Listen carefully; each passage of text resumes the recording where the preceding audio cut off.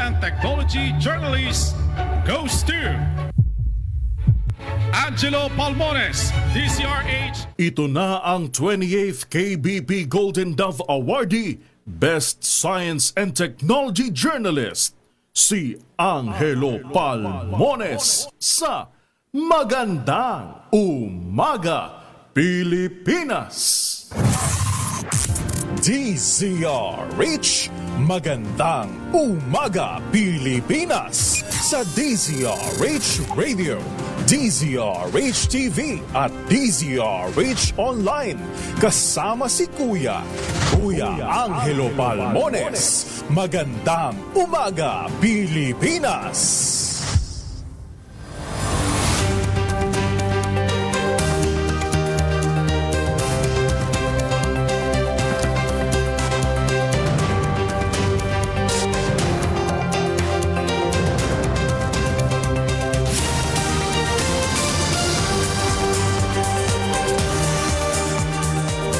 Manigong bagong taon Luzon, Visayas at Mindanao.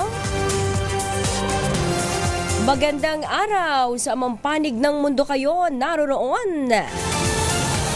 Ngayon ay January 1, 2026, unang araw ng taong kasalukuyan.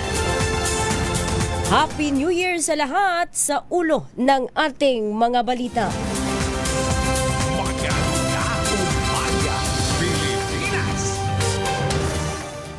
Mga Pinoy, masayang sinalubong ang bagong taon. Mga nagpaputok, mas kaunti, ngunit ginamit na mga paputok, mas malalakas kumpara noong nakaraang taon.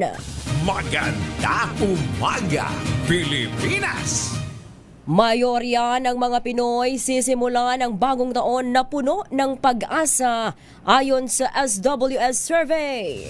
Maganda umaga, Pilipinas! PBBM sa mga Pinoy, salubungin ang 2026 ng may pag-asa, disiplina at iisang paninindigan para sa bayan. Maganda umaga, Pilipinas! Kaso ng stroke, heart attack, asma tumaas ng 5% sa pagtatapos ng 2025. Maganda umaga, Pilipinas! Barangay Hall sa Sampaloc, Maynila nasunog.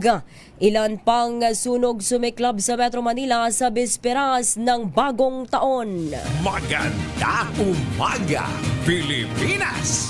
Amihan Israelis magpapaulan sa ilang bahagi ng bansa ngayong unang araw ng taong 2026. Maganda umaga, Pilipinas!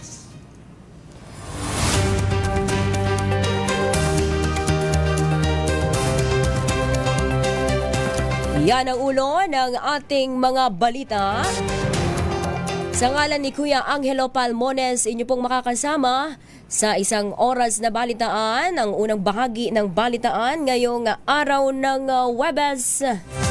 Ang inyong lingkod, Tina Nolasco, para sa DZRH, una sa Pilipinas, una sa Pilipino.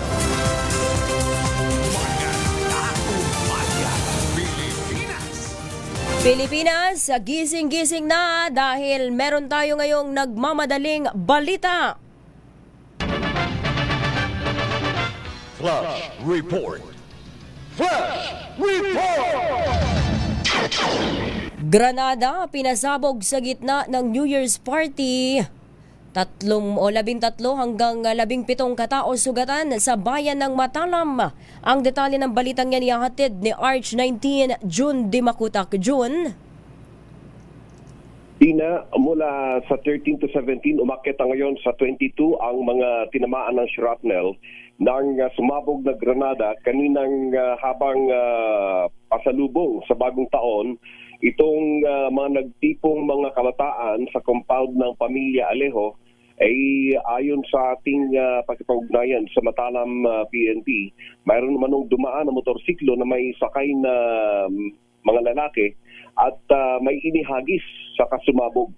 So dito ay nakilala yung mga ilan sa mga sugatan na sina Mark Etan Pejero, Marco Alejo, Sunny Santillan, Ronald Alejo, Sadiq Ron, at iba pa, no, hindi pa nakilala yung iba, yung pangalan dahil sila'y dinala sa iba't ibang pagamutan sa bayan ng Kidapawan o sa lungsod ng Kidapawan at sa bayan ng Mlang sa Cotabato Province. Habang ongoing yung ay sinasagawang dragnet operation katuwang ng PNP at ng AFP laban dito sa mga tumatakas na suspect.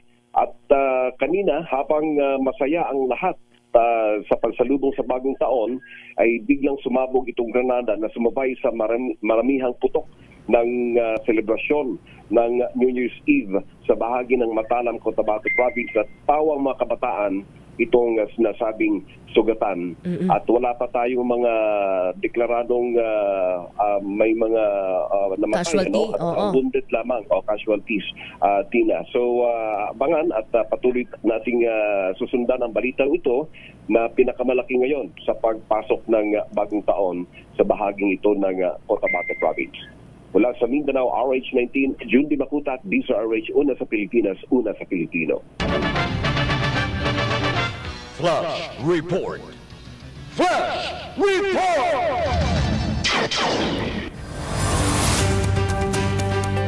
Maraming salamat RH19 June Di Makuta. Samantala, sa detalye ng ating mga balita, patuloy na makakaapekto ang Northeast Monsoon o amihan sa Northern at Central Luzon habang ang Easterlies at Shearline ang magpapaulan sa nalalabing bahagi ng bansa mula kahapon hanggang bukas January 2. Batay sa weather outlook ng Pag-asa, maulap na papawirin na may kalat-kalat na pag-ulan ang mararanasan sa Camarines Norte, Camarines Sur at Catanduanes epekto ng shearline. Ang Easterlies naman ang magpapaulan sa Visayas, Palawan at ilang bahagi ng Bicol Region na maaaring magresulta ng landslide at flash floods.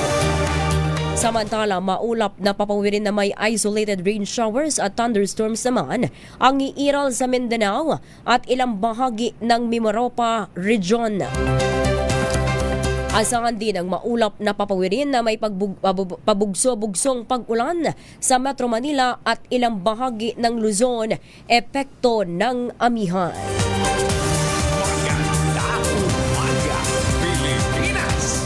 So sa mga nagpaplano pa lang lumabas ngayong January 1, matapos ang pagpupuyat ngayong o kahapon ng December 31 dahil inabangan ang pagsalubong sa bagong taon, asahan pala ang medyo maulan lang naman na kapaligiran dito rin sa Metro Manila at ilang bahagi ng Luzon. Dulot nga po yan ng Easterlies at Shearline. Sa mga kababayan naman nating may natitira pang mga paputok. Nako dahil medyo maulan ang panahon hanggang bukas ay baka hindi magandang magpaputok ngayon. Yung mga natitira nyong paputok ay siguro itabi nyo na lamang kung maulan sa inyong lugar. Partikular dyan sa Camarines Norte, Camarines Sur, Catanduanes at ilang bahagi ng Bicol Region dahil sa Easterlies at shearline nga po yan ay makakaranas nga ng isolated rain showers at thunderstorm.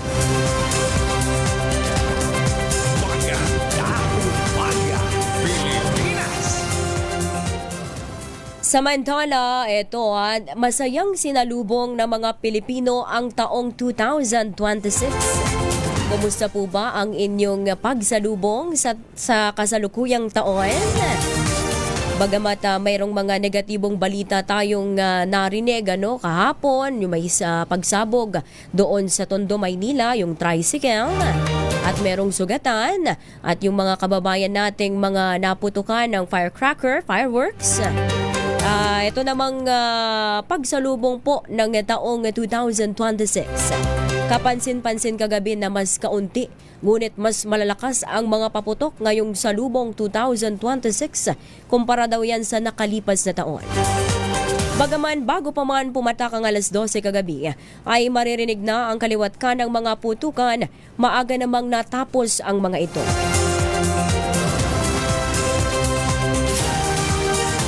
Sa mga ulat ng DZRH reporters sa salubong 2026 special coverage kagabi, ilang individual ang nasampulan ng mga pulis dahil sa pagmamaneho ng lasing, pagdadala ng peking baril at pagdadala ng ilegal na droga.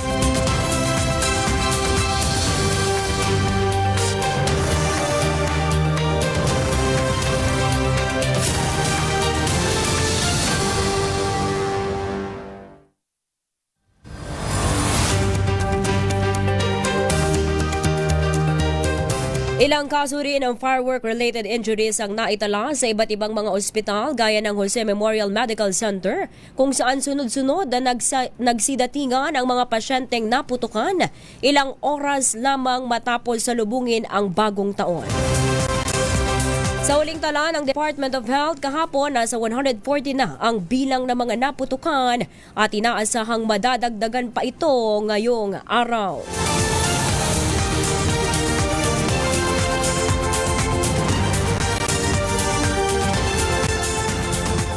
Nanawagan naman si Pangulong Bongbong Marcos sa mga Pilipino na laging piliin ang serbisyo para sa iba kaysa sa pansariling interes, pairali ng malasakit sa harap ng mga pagkakaiba-iba at panatilihing buhay ang pag-asa ngayong bagong taon.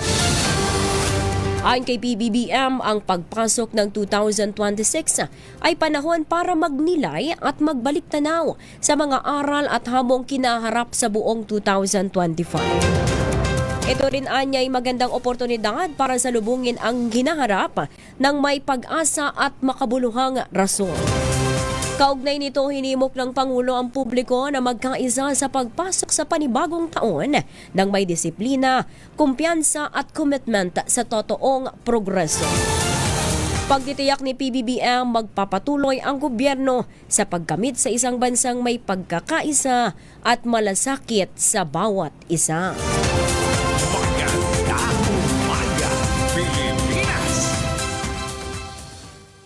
Mayorya sa mga Pilipino ang nagsabing sisimula nila ang bagong taon ng may buong pag-asa. Batay sa isinagawang survey ng Social Weather Station, 89% ang umaasang mapupuno ng pag-asa kaysa pangamba ang pagsisimula ng taong 2026. Mas mababa ito sa 90% na naitala noong 2024, gayon din sa 96% na naiulat noong 2023. Samantala, 11% naman ang nagsabing sisimulan nila ang bagong taon ng may takot, mas mataas kaysa sa 10% noong nakalipas na taon. Ang naturang survey na nilahukan ng 1,200 Filipino adults mula sa iba't ibang panig ng bansa ay isinagawa noong November 24 hanggang November 30 noong nakaraang taon. Magandang umaga, Pilipinas! Ito kayang si Rowena Bagay. Kumusta kaya ang selebrasyon ng bagong taon, ang pagsalubong sa bagong taon? Si Nathaniel Pasyon, sabi niya ay nakatutok siya sa Isabela. Kumusta po ang inyong pagsalubong sa New Year? At si Gemma Seraspi sa ating YouTube ay nakatutok din. Happy New Year po sa inyo. Aba, bakit gising pa kayo ng gantong umaga? Kanina napuyat kayo pero salamat po at kayo'y nakatutok agad sa DZRH para sa mga balita ngayong New Year.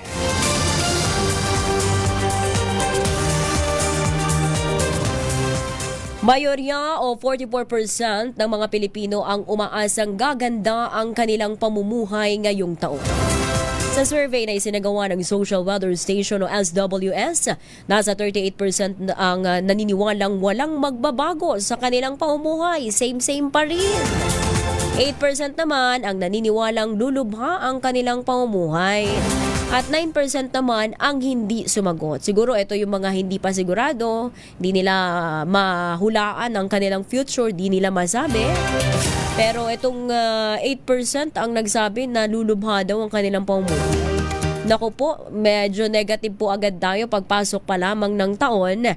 Pero sana ay mabago pa yan habang na lumilipas ang panahon, habang sa January 2, baka iba na ang pananaw ninyo o sa mga susunod na araw, buwan ay maging mas positive. Dahil maganda nga naman ang sabi ay salubungin ng positibo ang bagong taon. Ano man ang ating pinagdadaanan ngayon ay lagi nating salubungin ito ng positibo at may pag-asa. Isinagawa ang survey noong November 24 hanggang November 30, 2025 sa pamamagitan ng face-to-face interviews sa 1,200 respondents edad 18 pataas. Umaga, Pilipinas. O eto si Zyril Cadapan Ilorenzo, diyan daw siya nakatutok sa Madrid, Spain. Happy New Year! At eto naman sa Santa Rosa, Laguna, si Loida Ibanez Sacramento. Magang-maga pa lamang ay nakatutok na, nakasubaybay sa atin. At si Javed o Javed SH. Happy New Year 2026 with lots of happiness in life. Stay safe, stay happy, stay healthy, stay strong. Sabi niya, amen. Oo nga, dapat tayo ay positibo, stay happy at choose to be happy always.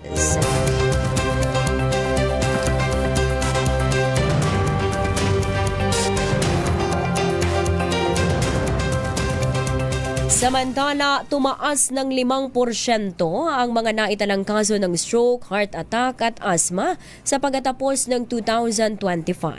Sa datos ng Department of Health mula December 21 hanggang 31, sumipa na sa 288 na ang kabuoang bilang ng mga kaso ng acute stroke, acute coronary syndrome at bronchial asthma. Mas madami ito kaysa sa 274 na naiulat sa parehong panahon noong taong 2024. Ayon sa DOH, 31 na panibagong kaso ang nadagdag kahapon lamang huling araw ng 2025. Uy, marami-rami itong 31 na.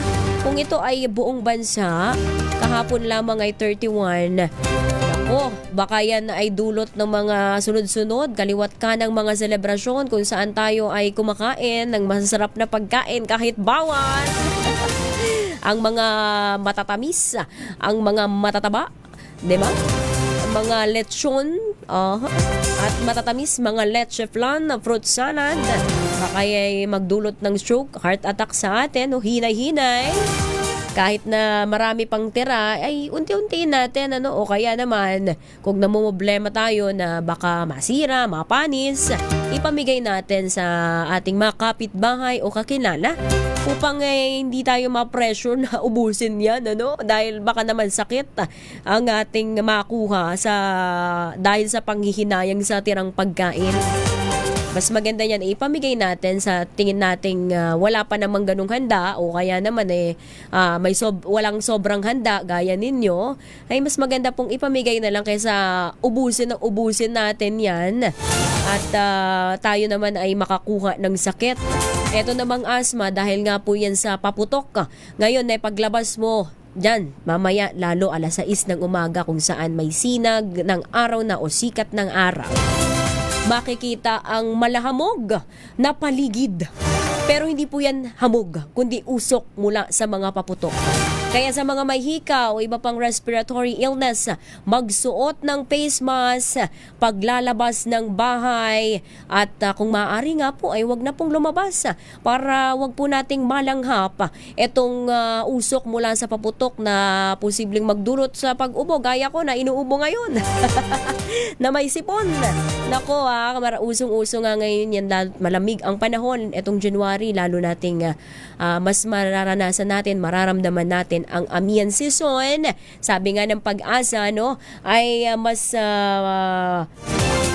mararanasan daw ang mga manakanakang pag-ulan dulot ng easterlies at shoreline sa ilang bahagi ng Luzon at maging dito sa Metro Manila. Kaya sa mga mamamasyal pa sa park, kahabol para mag-mall o kaya naman ay pupunta sa kanilang mga kaanak ngayong umaga, ay magdala po ng panangga sa ulan. Dahil nga sa ulat ng Pag-asa, posibleng makaranas ng mga pag-ulan o pag-ambon ngayong araw ng January 1.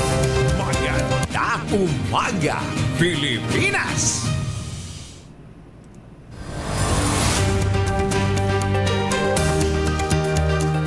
Oy, Happy New Year kay Joel Adale, sabi niya dito. Oo. Sabi niya ay Happy New Year na lang sa mga bayaning relievers at mga pinch hitters. Oo, salamat po Sir Joel Andales. Ganun talaga ang buhay. At sa ating mga kapwa manggagawa na pumapasok kahit anong okasyon pa yan, holiday man yan. Oo, ay pumapasok ngayon hindi lamang kami, kundi mga driver din natin na ngayon na nakikinig sa kanilang mga radyo sa sasakyan. Mag-ingat po sa biyahe at sa mga nagpapaputok pa sa kalsada, lalo sa mga nakamotor. Baka kayo ay masabugan ng mga nagpapaputok sa kalsada, lalo dito sa Metro Manila kung saan sa iba't ibang kalye, sa iba't ibang eskinita ay may mga nagpapaputok pa at yung iba ay naghahagis pa. Nakakatuwaan no? Hinahagisan yung mga nakamotor o kaya mga sasakyan ng paputok. Naku, wag naman po sana gawin yun ulit. May insidente na po nitong Pasko na gano'n ang ginawa. Pero sana ay wag nang maulit ngayong bagong taon dahil bukod sa nakakaabala tayo ay baka mag-cause pa ng disgrasya. Okay lang magkatuwaan. Pinapayagan na nga ang pagpapaputok basta't legal yung firecracker na gagamitin. Pero dapat doon sa designated area o kaya naman doon sa area na hindi dinadaanan ng mga tao. Magandang umaga, Pilipinas! Oo, blessed New Year din, Geraldine Terol. Diyan sa Israel, o ba? Happy New Year!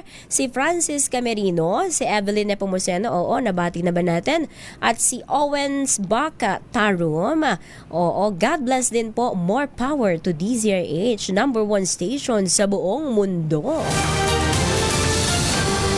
Samantala sa iba pang detalye ng ating mga balita, sugatan ng isang 70 years old na lalaking senior citizen matapos biglang sumabog ang kanyang tricycle na nakapark sa harap ng kanyang bahay sa barangay 227 Tondo, Maynila, dyan sa Nara Street. Kasabay ito ng pagsalubong sa bagong taon kung saan sunod-sunod ang pagpapaputok ng firecrackers sa lugar bandang 12:00 ng madaling araw. Isinugod sa ospital ang biktima na nagtamo ng sugat sa binti ng matamaan ng debris mula sa kanyang tricycle at nasirang bahagi ng kanyang bahay dulot ng pagsabog. Ito sa ulat to ni R6 Sherwin Alfaro na makikita na sabog pati yung mismong bubong ng tricycle at yung bahay nitong 70 years old na senior citizen ay yung dingding. Ito makikita natin sa DZRH TV, sa YouTube at Facebook Live. Itong aking ibinabalita sa inyo. Yan yung dingding ng bahay nitong 70 years old na senior citizen ay naapektuhan ng pagsabog dun sa kanyang tricycle. Makikita po natin, ayan at may gripo pa nga hose yung hose ng tubig ay nasira din dahil dun sa nangyaring pagsabog. At patuloy na iniimbestigahan niya ng otoridad bagamat matagal dumating ang pulisya. Hindi pa nga natin sure dumating na ba. Ang huling update ni Sherwin pinapatawagan ng Station 7 ng MPD dahil isang oras hindi pa rin dumarating sa huling balita o update ni Sherwin Alfaro ng ating reporter dyan sa Tondo, Maynila ay nag-ikot nga kagabi nitong pagsalubong sa bagong taon. Makikita natin ito si tatay na isinugod sa ospital dahil na high blood parang nanikip ang dibdib sa nangyari sa kanyang tricycle na ginagamit niya sa pangkabuhayan at yun na nga nagtamo ng sugat din sa binti dahil nga doon sa tumalsik siguro itong mga debris doon sa dingding na nasira sa kanyang bahay at mula doon sa tricycle na makikita natin sira pati yung bubong na o trapal nung tricycle sa tindi ng pagsabog at duda ng pamilya ng biktima pati nitong ni tatay na senior citizen sinadya dahil sila lang ang sinasabi nga nilang salita pinasabugan ng ganyan sa mismong tricycle doon nilagay yung anumang pampasabog. Hindi pa nila tiyak kung ito ba ay ordinaryong paputok na nilagay lang dyan para pasabugin ang kanilang tricycle na ginagamit sa pangkabuhayan. Pero hindi pa rin alam kung ito ba ay talagang explosive device o anumang pampasabog ang ginamit dahil napakalakas daw. Etong mga kapitbahay nga ni Tatay, may pangalan ito na si Tatay Palma, ang apelido ay Joseph Palma. Si Tatay Joseph Palma ay itong tahanan nila at mga kapitbahay nila ay nagulat nga rin dahil sa lakas ng pagsabog, at ang kanyang anak nga ay talagang emosyonal na ikinukwento kay Arch6 Sherwin Alfaro na tiwala sila at naniniwala silang merong nagsadya o sinadya ang pagpapasabog sa kanilang tricycle na nakaapekto maging sa kanilang bahay. Mabuti na lamang at si tatay ay pinalabas na rin ng ospital nung gabi ring iyon o nung madaling araw din. At tinulungan nga po yan ng DZRH team para makauwi sa kanyang tahanan mula sa ospital. Ay sinakay po ng mobile ng DZRH upang syempre maiuwi ng ligtas din si tatay mula sa ospital, na pinalabas din naman agad ng doktor dyan sa Tondo Hospital dahil nabigyan na ng paunang lunas. Sana ngayon ay okay na si tatay dahil daw kinakalma ng kanyang mga kaanak at kapitbahay dahil nga doon sa na-stress siya, no? Dahil nasira ang kanyang tricycle, nasira rin ang dingding ng kanilang bahay, at di pa rin nila alam sa ngayon sino ang nasa likod ng pagpapasabog ng kanilang tricycle.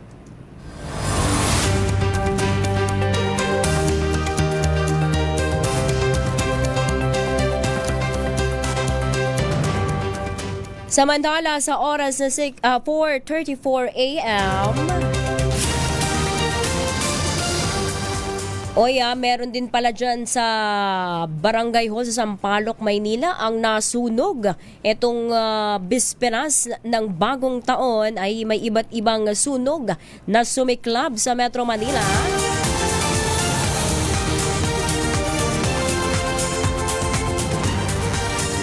At itong, abangan po natin ang detalye ng mga balita pa sa programang Magandang Umaga Pilipinas sa oras na 4:35 a.m. Oy mga mamis, pwede tayong mag-laundry day today ha? Kunutong ka ba kapag makapit, madikit at malupit ang mantsa? All you need is Pride. Ba't pampahirapan ang self ko sa Pride? Easy at worry-free naman ang laundry. Sa Triple Stain Away formula, tanggal na matitindi mantsa based on test at chocolate, modern salmon and cotton. Gawa po ito ng ACS. RH number 1. Matanda na ako, kaya handa na akong magpaat. Si Mr. pag-uwi galing ng trabaho, abay Italian sa germ sa katawan nila. Para labanan ang amoy araw at amoy pawis, gumamit ng Shield Pad Soap regularly. Unbeatable ang Shield sa paglaban sa germs versus another brand may shea butter. Pampalambot ang kutis sa presyong abot kaya 12.50 SRP. Kaya naman recommended ito ng Philippine Nurses Association. Kaya mga misis ay challenge yung subukan ng Shield Pad Soap. Galit sa sakit may malasakit, sulit na sulit.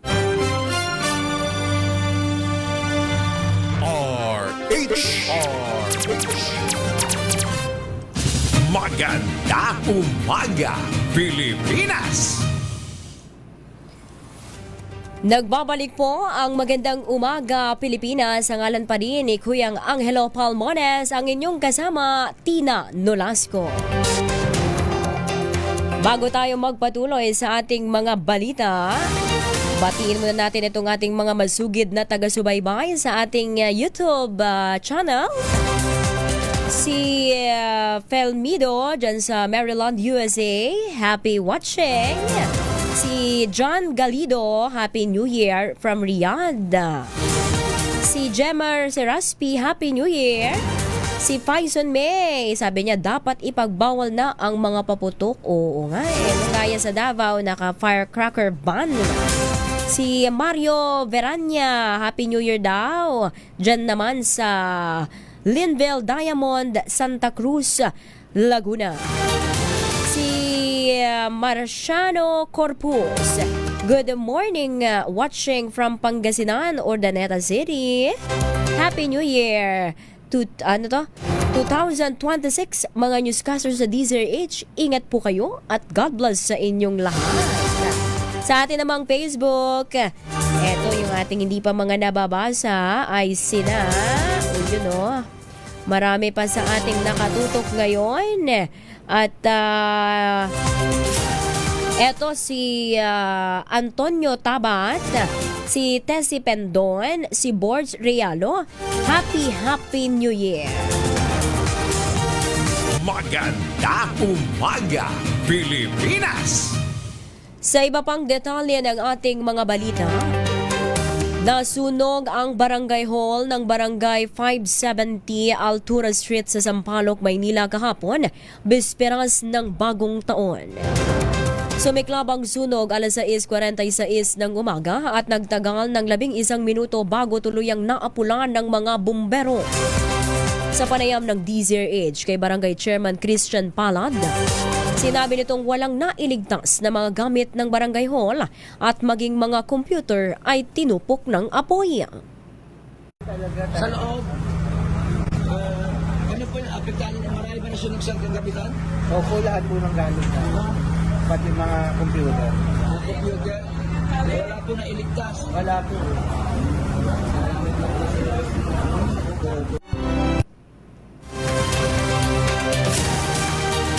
Yan po ang panayam kay Barangay Chairman Christian Palan. Pangunahing sanhi ng sunog tuwing bisperas ng bagong taon ang mga problemang may kaugnayan sa kuryente. Sa programang Bagong Pilipinas ngayon, sinabi ni BFP spokesperson Fire Superintendent Anthony Arroyo na nangunguna pa rin ang electrical costs sa mga insidente ng sunog. Kabilang narito ang overloading ng mga sasakyan dahil sa sabay-sabay na paggamit ng Christmas lights, mga pailaw at iba pang electrical appliances. Dagdag pa ni Arroyo, mas mapanganib kapag substandard o sirang produkto ang ginagamit gaya ng mga Christmas lights. Bukod sa mga problemang elektrikal, kabilang din sa karaniwang pinagmumula ng sunog, ang open flame lalo na sa pagluluto ng handa para sa medianoche. Dahil dito muling pinaalalahanan ng BFP ang publiko na iwasan ang overloading ng mga outlet, tiyaking maayos ang mga kable at kagamitan at patayin at tanggalin sa saksakan ang mga appliances na hindi ginagamit upang maiwasan ang sunog ngayong bagong taon. Si Loida Ibanez Sacramento, dapat Tita Loida, ay kayo'y nagtatanggal ng mga saksakan. Ina-unplug ang mga saksakan kapag kayo ay aalis. Gayon din si Tessie Pendon, si Cyril Cadapan Lorenzo, ay lagi kayong maging maingat tuwing kayo'y aalis man o nasa bahay at tiyaking naka-unplug ang inyong mga appliances para kahit na hindi bagong taon, lagi po tayong maging alerto at maingat upang maiwasan ang sunog na hindi lamang makakaapekto sa ating tahanan kundi maging sa ating mga kapitbahay. Si Ma'am Evan lang nakatutok. Happy New Year! Sabi niya, Happy Blessed Peaceful New Year 2026. Stay safe and healthy. Always watching from Las Vegas. God bless. Mula yan sa Amerika, si Ma'am Evan lang. Happy New Year! Nagpaalala naman po ang World Health Organization o WHO sa publiko na iwasan ang mga paputok at fireworks upang maiwasan nga po ang mga aksidente at pinsala sa pagsalubong nitong bagong taon.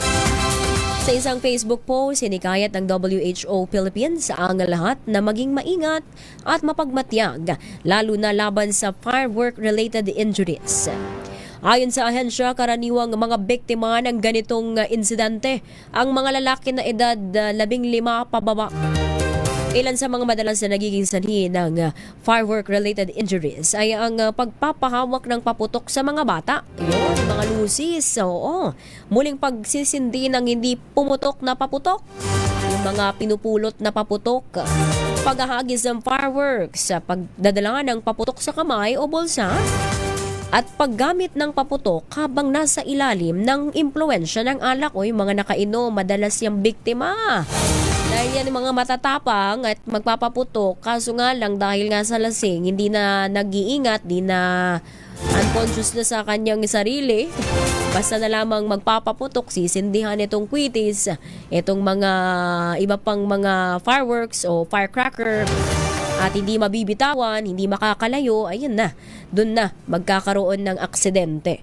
Samantala, batay sa pinakahuling tala ng Department of Health, umabot na nga po sa 140 ang kaso ng firework-related injuries sa buong bansa hanggang nitong December 30 at inaasahang madadagdagan pa yan ngayong bagong taon. Magandang umaga, Pilipinas!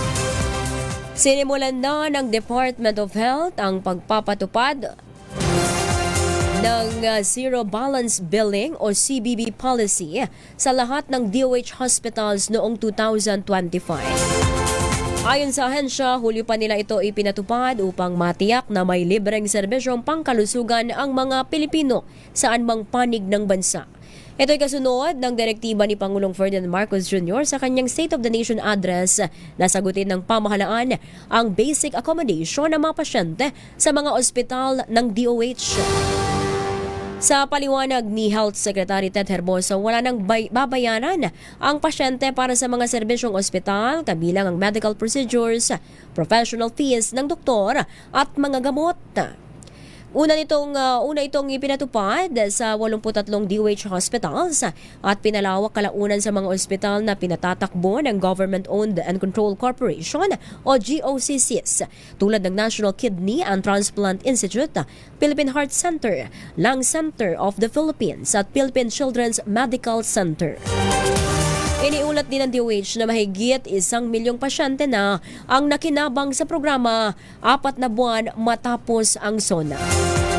Plano rin ng ahensya na isama ang mga ospital ng local government units na susuportahan ng 1 bilyong pisong pondo na inilaan ng Senado. Ang CBB ay bahagi ng layunin ng Universal Healthcare Law na tiyaking may pantay at abot kayang serbisyong pangkalusugan ang lahat ng Pilipino. Ito pala, sabi rin pala ng DOH, no? Lahat po ng mga mapuputukan, masasabugan itong mga paputok ngayong bagong taon ay covered din yan na syempre ng PhilHealth at itong mga benefits ng ating DOH o ng healthcare benefits na handog ng pamahalaan.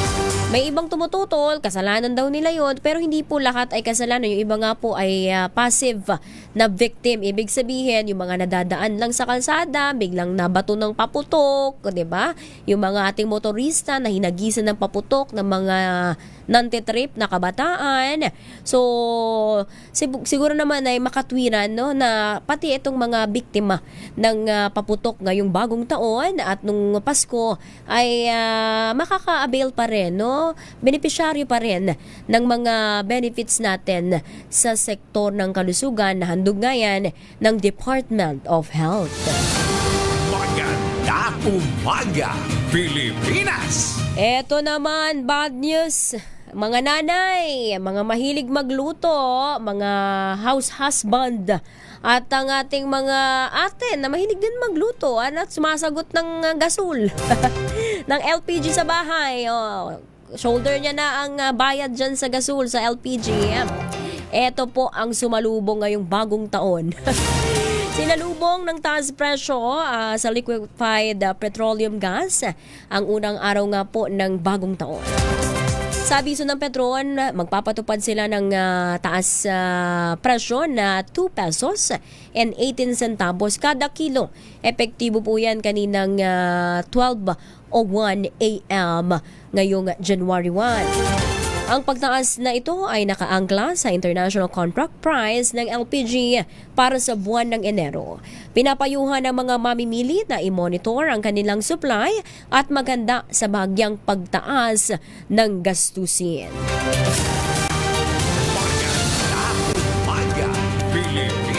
Bahagya nga lang ba ito? Naku kasi marami nang matataas ang bilihin, no? Marami nang mataas ang presyo ng mga pangunahing bilihin.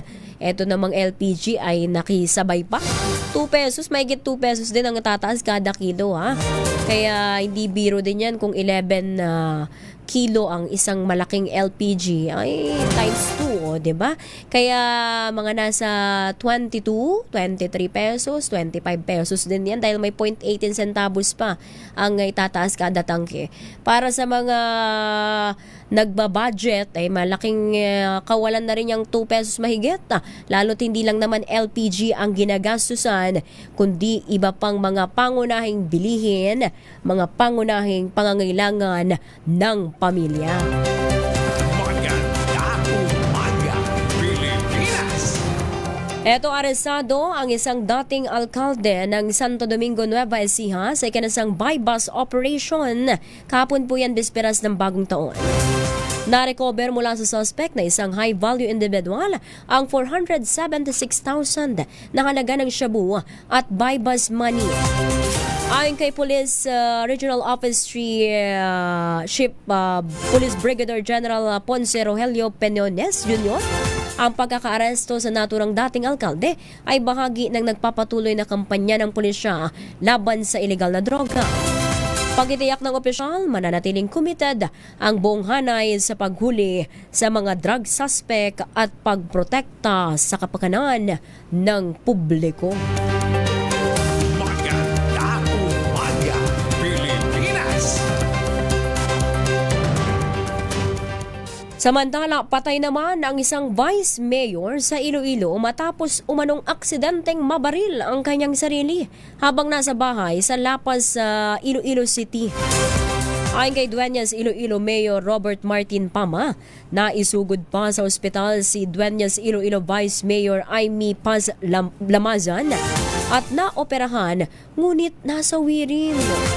Sa ulat, naghahanda ang biktima para bumiyahe patungong Dueñas noong December 30, 2025 at habang nag-iimpake, aksidente nitong napaputok ang kanyang barila at tinamaan siya sa tiyan. Nakikiramay po kami kay sa pamilya ni Vice Mayor Aimee Paz Lamazan.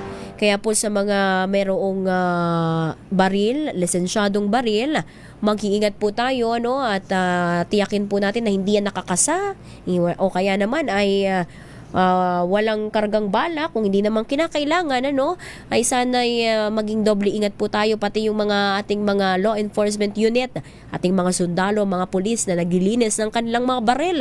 Ilang insidente na yan na kapag naglilinis ng baril ay yun na, nagkakaroon ng disgrasya gaya nito na ito sarili niya ang kanyang nabaril. Yung ibang mga insidente, yung katabi nila, kapwa nila pulis na katabi habang naglilinis ng baril, ito naman siguro ay sinusukbit niya, nilalagay niya sa baga itong kanyang baril, kaso nga lang biglang siguro napindot, naputok, yun, tinamaan sa tiyan si Vice Mayor Aimee Paz Lamazan. Nakikiramay po kami sa pamilya Lamazan dito po sa nangyaring pagkasawi ng inyong vice-alkalde. Magandang umaga, Pilipinas! Ililibot ang replika ng Poong Itim na Nazareno sa 15 barangay sa Quiapo, Maynila mula ngayong January 1 hanggang sa January 6, 2026. Ayon sa mga opisyal ng Quiapo Church, dadalhin ang replika sa mga barangay na hindi saklaw ng tradisyonal na ruta ng traslasyon. Magsisimula ang tinatawag na barangay visitation sa barangay 309 at magtatapos sa barangay 393 at 394 bago ito ibalik sa Quiapo Church. Kasama sa mga aktibidad ang overnight vigils, mga misa at katisismo. Habang sa January 9 naman ang tradisyonal na traslasyon na magsisimula sa Quirino Grandstand patungo sa National Shrine of the Black Nazarene o Quiapo Church sa Maynila. Samantala sa ulat ng Philippine National Police, tinatayang 8,000 katao ang dumalo sa Thanksgiving procession noong Martes ng gabi. Noong nakarang taon, mahigit 8 milyong deboto ang lumahok sa traslasyon. Magandang umaga, Pilipinas! Sa oras po na 4:55 a.m., magbabalik ang programang Magandang Umaga, Pilipinas. Baka kayo po may mga importanteng lakad, huwag din kalimutan magpaon ng proteksyon laban sa mikrobyo. May dalawang formulation ng family alcohol na pwede nating pagpilian.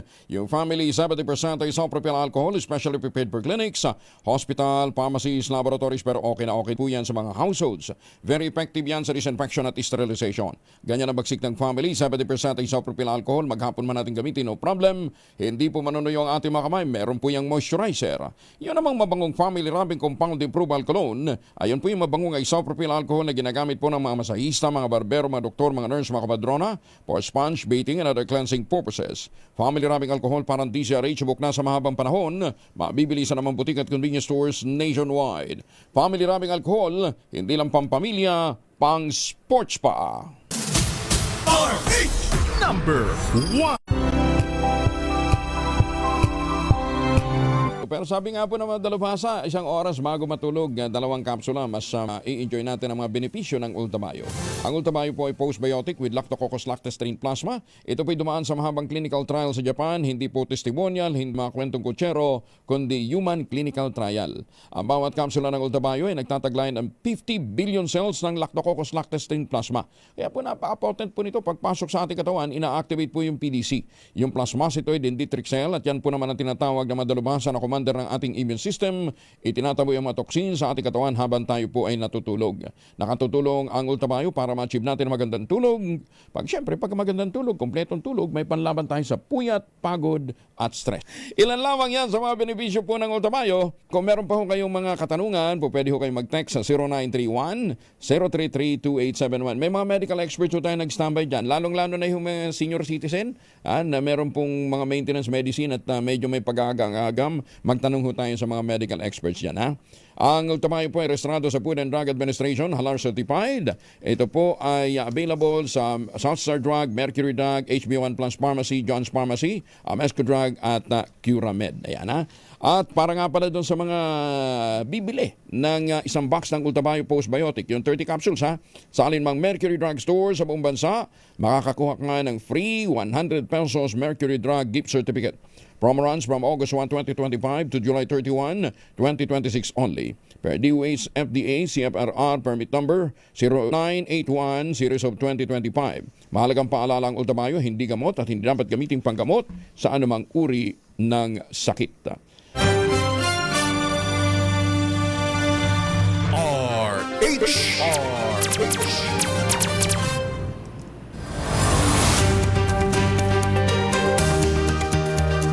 Nagbabalik po ang Magandang Umaga Pilipinas. Bago tayo magpaalam at ipasa kay Ara Espiritu ang trono, alamin muna natin ang lagay ng panahon ngayong unang araw ng taon, January 1, 2026. Nasa linya natin ang hindi rin nagde-day off, walang holiday. Saludo tayo dito sa mga tagapag-asa, no? Si Sir Dan Villamia. Sir Dan, Happy New Year! Yes po, good morning po and Happy New Year, Miss Tina, at sa ating mga taga-subaybay dito sa DZRH. Wala pa rin tayong minomonitor na low pressure area at nananatiling maliit yung tsansa na makaroon tayo ng bagyo sa mga susunod na araw. Gayon pa man, dahil sa epekto ng shear line, asahan natin itong mga pag-ulan at mga kaulapan dito sa area ng Mimaropa, Bicol Region, Western Visayas, at sa lalawigan ng Quezon. Samantala, sa Metro Manila at palalabing bahagi nating bansa, ay maaliwala sa panahon muli ang ating mararanasan for today. Bahagyang maulap hanggang sa maulap na papawirin, sasamahan lamang yan ng mga usual afternoon to evening na mga rain showers or thunderstorms. Sa kalagayan naman ating karagatan, sa kasalukuyan, may gale warning tayo nakataas dito sa seaboards ng Batanes, kaya sa ating mga kababayang mangingisda at may mga maliliit na sasakyang pandagat over this area, huwag po muna tayong pamalaot dahil makakaranas pa rin tayo ng maalong karagatan na dulot nitong northeast monsoon o yung malamig na hanging amihan. Sir Dan, ito raw ang easterlies ay posibleng magpaulan nga o magpapaulan sa Visayas, Palawan at ilang bahagi ng Bicol Region. Gaano kalakas ang posibleng maranasan sa bahagi ng nasabing mga rehiyon? Yes po, so ito pong shoreline ay magpapulan nga po dito sa area ng most of southern Luzon and portions of Visayas. So Mimaropa, Bicol Region, Western Visayas at Quezon. Asahan po natin yung moderate pa times heavy rains ngayong araw. So nandyan po yung mga chance ng kaulapan at mga kalat-kalat na pakulan. Pero wala naman tayong na posibleng magdulot ito ng landslide at flash flood itong sa bahagi ng Bicol at Visayas, Palawan? Well, sa area po ng Bicol Region in particular, posible po ito magdulot ng mga pagbaha at pagguho ng lupa kasi inasahan natin na in the coming days, dahil may kalakas nga itong bukso ng amihan, ay kumbaga significant pong pakulan ating mararanasan over dito sa area po ng Bicol Region. Oo, dito naman sa Metro Manila, mga bandang hapon, tanghali po ba itong inaasahang mabugso-bugsong pag-ulan? For Metro Manila po and most of Luzon, ay wala naman tayong inaasang mga malalakas na pagulan ngayong araw. At least for today, no, hanggang bukas ng umaga, ay generally fair weather ang ating inaasahan. Kung may mga pagulan man, ito yung mga light rains sa pag-ambon lamang. Pero bukas po ng hapon and in the coming days, dahil nga kaakibat itong pagbugso ng northeast monsoon, asan po makakaranas na rin po tayo ng maulap na kalangitan at pataas sa chance ng pagulan. Ngayon po bang dahil unang araw ngayon ng buwan ng Enero, sa buwan ng Enero, ay meron po ba tayong ilang bagyo ang inaasahan natin ngayong buwan? At yung unang bagyo ba na yan ay pang ilang linggo inaasahang posibleng pumasok kung sakali? Yung initial projection po natin for this month ay 0 to 1, no? So kumbaga yung frequency ng bagyo mas mababa as compared sa mga nakaraang buwan. So at most may isa po tayong bagyong maranasan. Tapos usually po yung track ng mga bagyo for January ay either recurving or landfalling po dito sa area ng Visayas. Okay, so bandang Visayas sakali is 0 to 1, ibig sabihin mababa ang chance na may karanas tayo ng mas marami pang bagyo ngayong January. So one at least, no, Sir Don? At most one, yes po. Yes, Okay. po. Maraming salamat, Sir Don Villamil ng Pag-asa. Happy New Year. Thank you po and Happy New Year. Si Sir Don Villamil ng DOST Pag-asa. At dyan na po nagtatapos ang unang bahagi ng programang Magandang Umaga Pilipinas. Ipapasa ko na po ang mikropono kay Ara Espiritu. Maraming salamat po sa inyong patuloy na pakikinig sa DZRH, sa inyong patuloy na pagsubaybay sa mga programa ng DZRH, partikular sa Magandang Umaga Pilipinas. Muli inyong nakasama sa isang oras na balitaan, ang inyong lingkod, Dina Nolasco para sa DZRH, una sa Pilipinas, una sa Pilipino. Pilipinas, ang oras 5 minuto makalipas ang alas 5 ng umaga. Magandang Umaga, Pilipinas! This time check is brought to you by ACS Manufacturing Corporation, ISO certified, maker of world-class quality Pride detergent. RH Champion Detergent, tapat po sa inyo.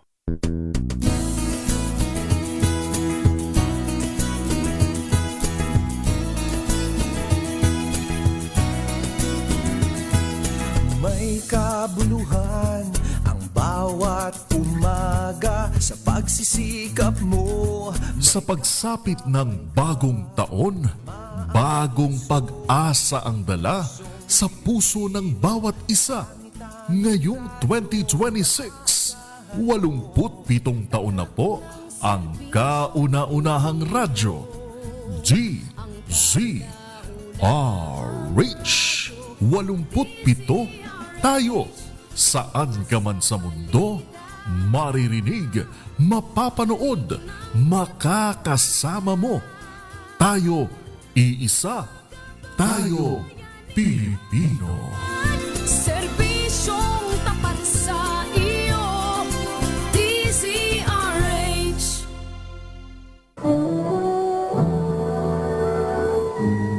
Kauna-unahan sa Pilipinas. Manila Broadcasting Company. DZRH, a proud member of MBC Media Group.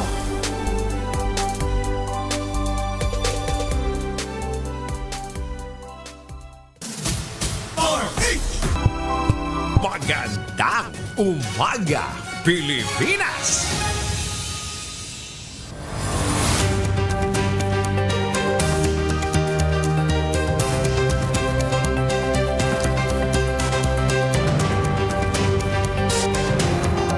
Magandang umaga muli, Luzon, Visayas, Mindanao. Pilipinas, ito po ang programang Magandang Umaga Pilipinas ngayong unang araw ng 2026.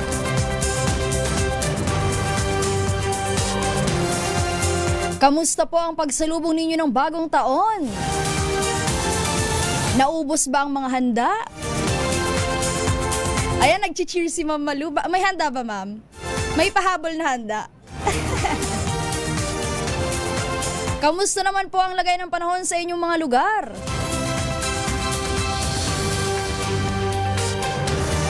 Ako po ang inyong makakasama sa isang oras na balitaan at kwentuhan hanggang mamayang alas 6 ng umaga.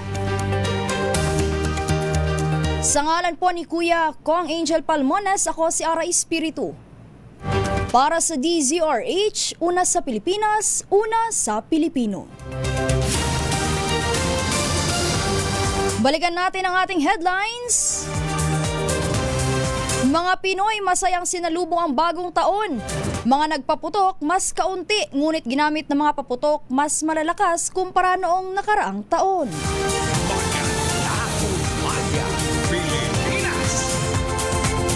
At majority ng mga Pinoy sisimulan ang bagong taon na puno ng pag-asa ayon sa SWS survey.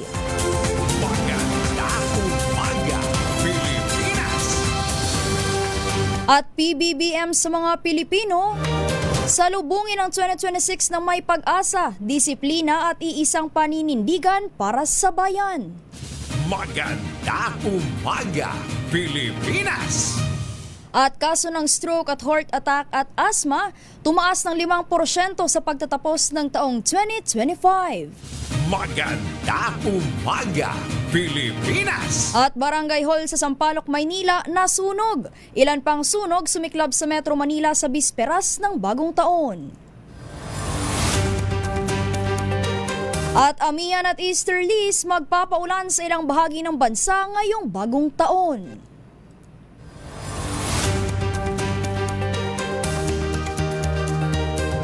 Muli yan ang ating headlines ngayong unang araw ng taong 2026, January 1, araw ng Huwebes.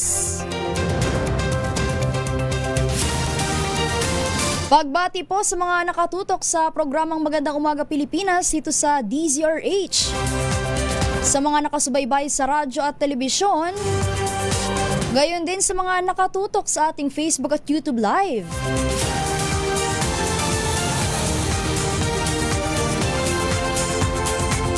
Pagbati po kay Nixon Aguilar, gayon din kay Merlin Mayorga. And of course, kay Noel Sikat watching from Alberta, Canada. Good morning po, Happy New Year everyone! Patuloy po tayo sa ating balitaan. Hindi nilagdaan ni Senator Amy Marcos ang Congress-ratified na 2026 national budget na nagkakahalagang 6.7 trillion pesos dahil sa umano'y presensya ng tinawag niyang giniling o soft pork barrel funds. Ayon kay Marcos, bagamat kinikilala niya ang kapangyarihan ng Kongreso sa paglalaan ng pondo, tumanggi siyang pirmahan ang bicameral report at ratifikasyon ng 2026 General Appropriations Act. Tinukoy niya ang halos 143 billion pesos na pagtaas sa soft pork mula sa orihinal na panukala ng Malacanang bilang dahilan ng kanyang pagtutol. Kabilang aniya sa mga ito ang pondo para sa MAIFIP, AIX, tupad farm-to-market roads, tulong sa mga magsasaka at mangingisda at local government support fund. Ikinabahala rin ng senadora ang paglihis ng flood control funds patungo sa mga programang may kaugnayan umano sa political incentives. Binatikos din niya ang mahigit 124 billion pesos na kaltas sa mga flagship infrastructure projects gaya ng North-South Commuter Railway at Metro Manila Subway. Giit ni Marcos, kahit tawaging giniling, ito pa rin ay pork barrel.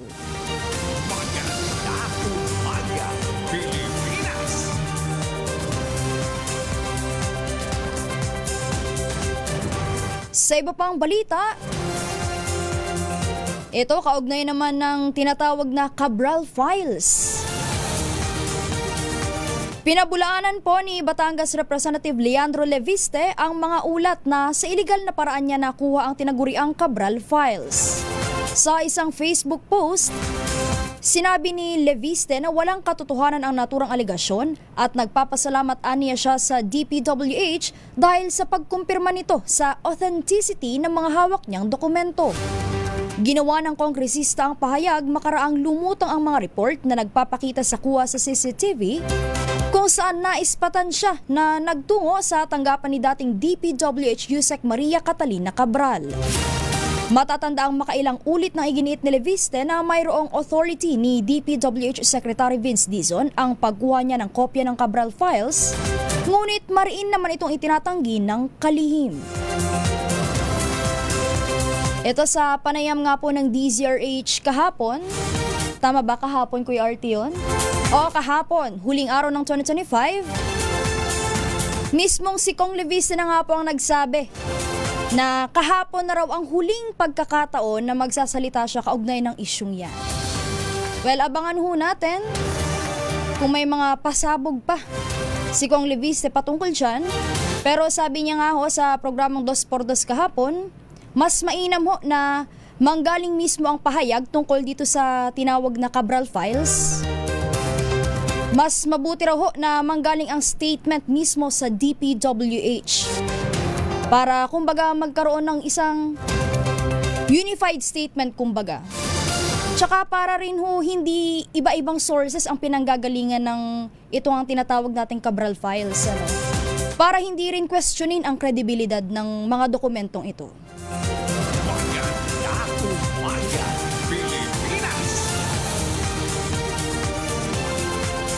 Ang ating pong oras, 5:18 na po ng umaga.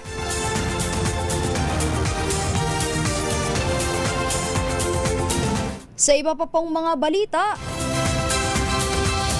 tinawag naman ng Malacanang na propaganda lang ang mga batikos ng mga kritiko na pawang small fry lamang ang nakukulong kaugnay ng flood control anomalies. Ayon kay Palace Press Officer Claire Castro, malinaw na umanong mga tagumpay ng Administrasyong Marcos ang kampanya kontra korupsyon sa loob lang ng 4 na buwan. Paliwanag ni Castro, may mga arrest warrant nang nailabas, may kasong naisampa, at milyong pisong kickbacks na rin ang naibalik sa kaban ng bayan. Ito ay makaraang ipag-utos ni Pangulong Bongbong Marcos Jr. ang investigasyon sa mga questionableng proyekto. Binigyang din pa ni Castro, hindi small fry ang mga nasasangkot gaya na lang ng kontraktor na si Sara Diskaya na ngayon ay nakakulong na. Habang si Zaldico naman ay may warrant of arrest na rin ang kasalukuyang nagtatago. Una rito, sinabi ng Akbayan at Makabayan Blocks na nananatiling malaya ang malalaking isda sa kabila ng bilyong pisong nawawala sa kaban ng bayan. Git ng Malacanang, masyado lang nakatuon ang mga kritiko sa negatibo at binaliwala ang mga nagawa ng administrasyon bago magpasko. Magandang umaga, Pilipinas!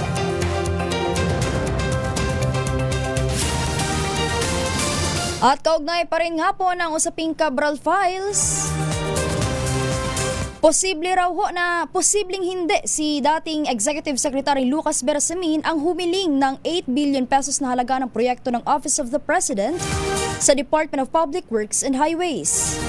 Sa panayam ng DZRH kahapon, sinabi nga po ni Batangas 1st District Representative Leandro Leviste na hindi si Bersamin ang humirit ng naturang pondo.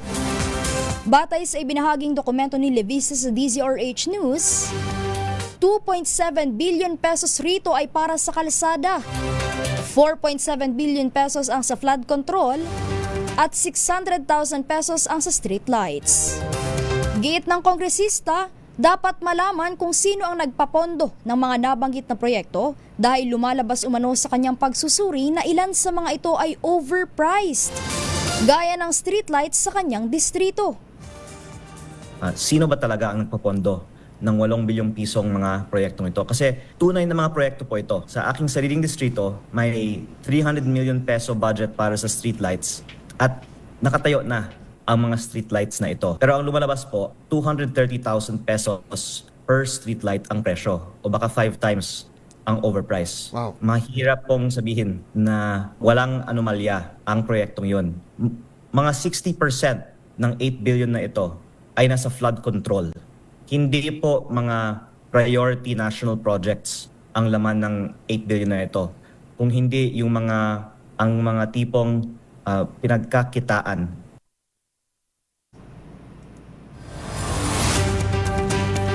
Yan po ang tinig ni Batangas 1st District Representative Leandro Leviste.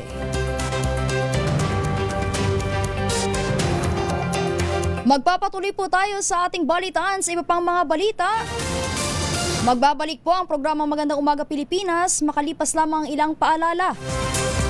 Sa ating oras, 5:22 ng umaga. Ang Tangerine Chocolate po ay produkto ng mga magniniyog ng mga magsasaka dyan po sa lalawigan ng Quezon. Sa tulong nga po ni Dr. Helen Tan, yung po mga planting material ng kakao galing Davao, hinakot po ito at itinanim sa ilalim po ng mga nyugan dyan po sa lalawigan ng Quezon. Kaya ngayon nagpo-produce na sila ng high-end, mataas na uri po ng cacao beans pinoprocess para maging Tangerine Chocolate. Ang Tangerine Chocolate po ay brand ng mga magniniyog ng mga magsasaka dyan sa lalawigan ng Quezon. Available yan sa 0919-095-5935. May mahigit 10 variants ang Tangerine Chocolate. I-check po niyo sa tangerinechocolate.ph. Ang sabi nga po ni Dr. Helen Tan, sino bang magmamalasakit sa Pilipino kundi ang kapwa Pilipino? Kaya sa bawat tangkilik natin ng Tangerine Chocolate, pinalalakas natin ang loob ng ating mga magsasaka, pinalalakas natin ang ating lokal na ekonomiya. Tangerine Chocolate 100% gawang lokal, but taste and looks global dahil tinulungan po ito ng DOST at ng DTI. Sabi po ni Dr. Helen Tan, ang Tangerine Chocolate ay 100% gawang atin, kaya dapat nating ipagmalaki at tangkilikin. Tangerine Chocolate 100% gawang Pinoy. Number 1. Pasa, isang oras bago matulog, 2 kapsula, mas i-enjoy natin ang mga benepisyo ng Ultabayo. Ang Ultabayo po ay postbiotic with Lactococcus lactestrin plasma. Ito po ay dumaan sa mahabang clinical trial sa Japan, hindi po testimonial, hindi mga kwentong kutsero, kundi human clinical trial. Ang bawat kapsula ng Ultabayo ay nagtataglay ng 50 billion cells ng Lactococcus lactestrin plasma. Kaya po napaka-potent po nito, pagpasok sa ating katawan, ina-activate po yung PDC. Yung plasmacytoid dendritic cell, at yan po naman ang tinatawag na madalubasan na commander ng ating immune system. Itinataboy ang mga toxin sa ating katawan habang tayo po ay natutulog. Nakatutulong ang Ultabayo para ma-achieve natin magandang tulog. Pag magandang tulog, kompletong tulog, may panlaban tayo sa puyat, pagod at stress. Ilan lamang yan sa mga benepisyo po ng Ultabayo. Kung meron pa ho kayong mga katanungan, po pwede ho kayong mag-text sa 0931-033-2871. May mga medical experts ho tayo nag-standby dyan. Lalong-lalo na yung mga senior citizen na meron pong mga maintenance medicine at medyo may pag-agam. Magtanong ho tayo sa mga medical experts yan, ha? Ang Ultabayo po ay rehistrado sa Food and Drug Administration, halal certified. Ito po ay available sa Southstar Drug, Mercury Drug, HB1 Plus Pharmacy, John's Pharmacy, Mesco Drug at Curamed. Ayan, ha? At para nga pala doon sa mga bibili ng isang box ng Ultabayo Postbiotic, yung 30 capsules, ha? Sa alinmang Mercury Drug Store sa buong bansa, makakakuha ka nga ng free 100 pesos Mercury Drug gift certificate. Promo runs from August 1, 2025 to July 31, 2026 only. Per DOH FDA CFRR permit number 0981 series of 2025. Mahalagang paalala ang Ultabayo, hindi gamot at hindi dapat gamitin panggamot sa anumang uri ng sakit.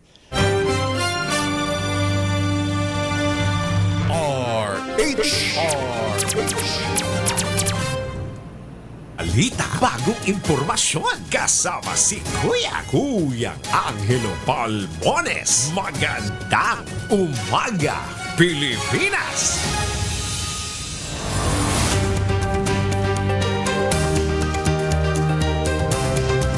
Muli po nagbabalik ang programang Magandang Umaga Pilipinas.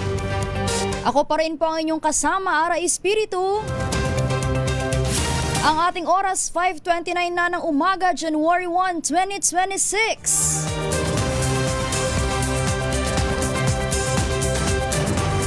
Kamusta po ang pagsalubong ng bagong taon?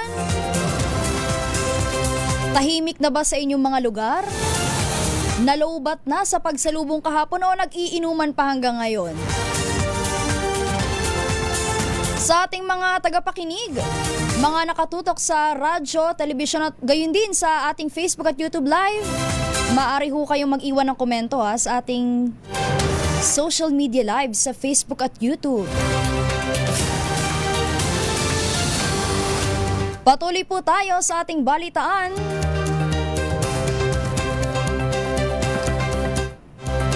Pero bago yan, ayan, antabay po kayo dyan sa mga taga-Barangay 90 Libertad, Pasay City. Dahil nag-iikot po dyan ang ating kasamahan para sa Pasko Panalo Promo kasama ang Pride Detergent. Maghanda po kayo para sa magandang regalo ngayong unang araw ng 2026. At ang ating word of the day ay... Ready na ba kayong tandaan ang ating word of the day para manalo ka ng DZRH Mini Component? Eto na!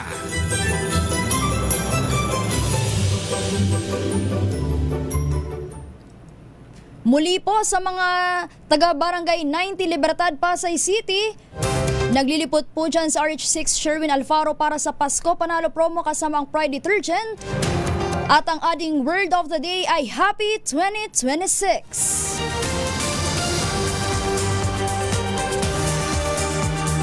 Patuloy po tayo sa ating balitaan. Inihayag ni Batangas 1st District Representative Leandro Leviste na pinakuusapan siya ng ilang kapwa mambabatas na wag isa publiko ang tig 2 milyong pisong Christmas bonus na ibinigay sa mga miyembro ng Kamara. Wow, 2M. Ayon po kay Leviste, nang makita niya ang mga tseke ay kinunan niya ito ng litrato, ngunit agad umanong nagkaroon ng panik at may tumawag sa kanya para pakiusapang wag itong ibahagi sa publiko. Aniya, patunay ito ng matinding pagiging lihim sa mga ganitong allowance. Kinumpirma rin ni Leviste na bawat kongresista ay nakatanggap ng tsekeng nagkakahalaga ng 2 milyong piso na ayon sa liderato ng Kamara ay karagdagang pondo umano para sa Christmas requirements sa kani-kanilang distrito. Sana nga po sana nga yung karagdagang pondo na sinasabing yan talagang gagamitin para sa Christmas requirements sa kani-kanilang district. Gayunman, sinabi po ni Leviste na ibinalik niya ang kanyang tseke sa House Committee on Accounts dahil hindi siya sang-ayon sa naturang pondo. Dagdag nito, matagal na rin niyang kine-question ang bonus, lalo na't kasabay itong ibinigay sa araw ng botohan para sa pambansang budget.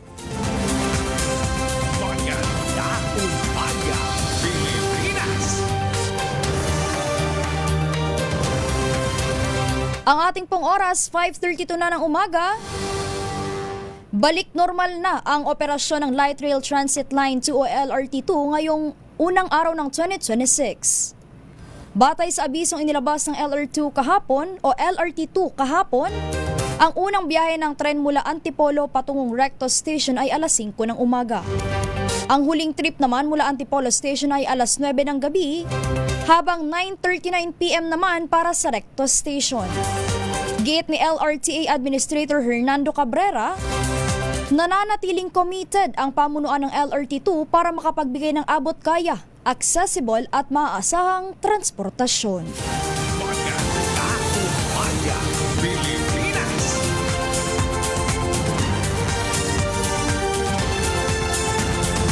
5:33 na po ng umaga. Ayun! Mabilis na nakahuli si Sherwin Alfaro. May winner na nga po. Diyan sa Pasko Panalo Promo, diyan sa Barangay 90 Libertad, Pasay City.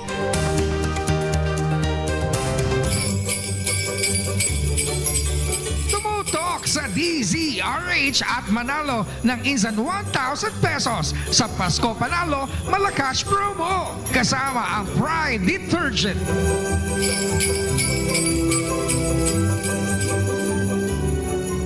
Sherwin Alfaro, sino naman ang winner mo dyan ngayong January 1, unang araw ng 2026? Ara, Happy New Year! Happy New Year!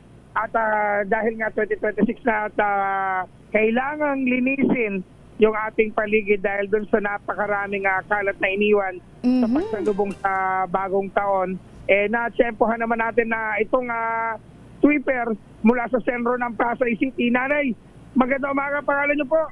United Espinas po. Nanay Yunaida. Good morning, Nanay! Happy New Year.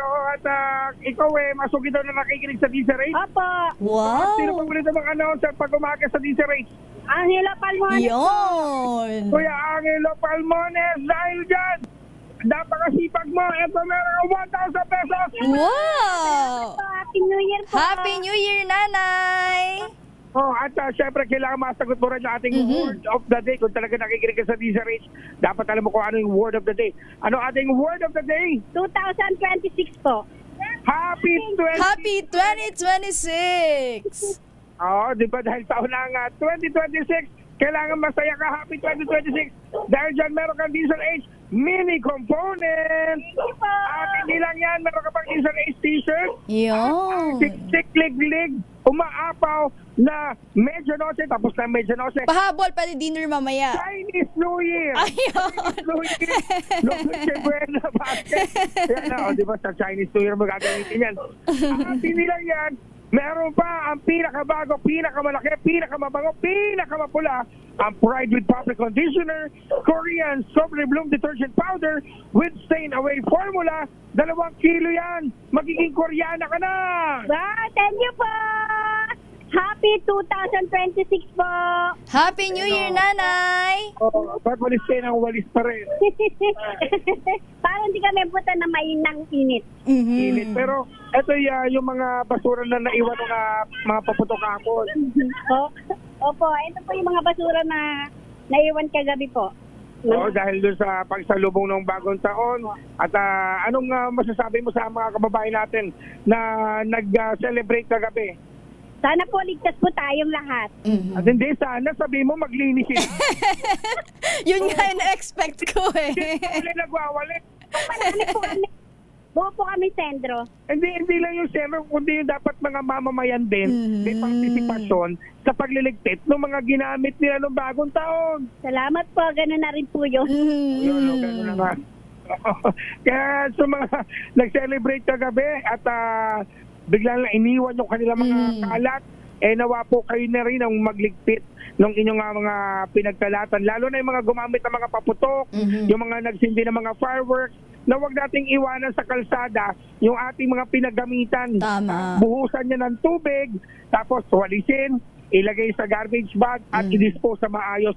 Kasi baka mamaya yung ibang mga bata makita yung may mga pulbura pa na mga pinagputukan o kaya minsan may mga nagmintes na mga paputok na maaring gamitin at maging mapaminsala pa sa kanila sa pagpasok 2026, di ba, Ara? Tama, tama. Okay. So para ako nag-misa ngayong umaga. Nanermon na. Nag-misa.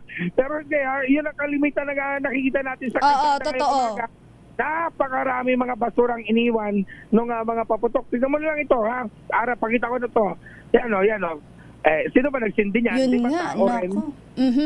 Hindi naman siguro si ate. Ate, ikaw ba nagsindi niyan? Hindi ikaw, di ba? Pero ikaw ikaw ang? Tagawalis po ng Pisendro. Ikaw ang naglilinis. Pero sila po nagkalat. Yun. Kaya sana, Clay, go. Clean as you go. Oo, na maging kaugalian natin yan. Dapat yan ang maging bagong ugali natin ngayon 2026. Yun. Na hindi natin iaasa sa senro. Hindi natin iaasa sa mga mag-sweeper ng kalsada. Yung mga basurang iniwan natin na dapat tayo rin na magliligpit at tayo rin na maglinis. So may mag-ikot tayo sa iba't ibang mga area pa para nga ma-check kung talagang nagsilop yung ating mga kababayan na pagkatapos na magsindi ng napakaraming paputok, iiwanan nyo yung mga pinagsindihan sa kalsada. Yan, no? Kaya sa mga nais manalo ng 1,000 pesos, lagi tumutong sa DZRH, baka na susunod nating winner sa DZRH Pasko Panalo Promo, kasama ang Pride Detergent. Aris number 6, Sherwin Batal Paro DZRH, una sa Pilipinas, una sa Pilipino. Salamat, Sherwin Alfaro!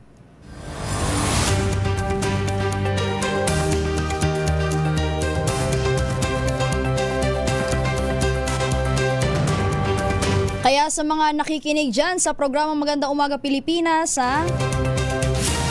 Narinig nyo ang sermon ni RH6 Sherwin Alfaro. Pero kidding aside po dapat naman talaga ganun ang kaugalian natin. Pangit din naman na nag-enjoy na nga, tapos hindi man lang natin i-dispose na maayos yung mga iniwan nating kalat. Ayan nga yung mga paputok, di ba? Lalo na po sa mga nagsalubong o mga sumalubong ng bagong taon sa labas, sa mga public place. Ugaliin ho natin yung Clay Go. Hindi lang sa mga gantong okasyon, Actually, everyday, ugaliin ho natin yan.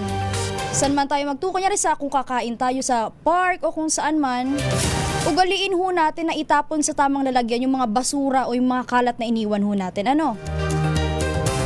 Magandang umaga, Pilipinas! 20 minuto na lamang po bago mag alas 6 ng umaga, finally. Patuloy po tayo sa ating balitaan. Ito may good news.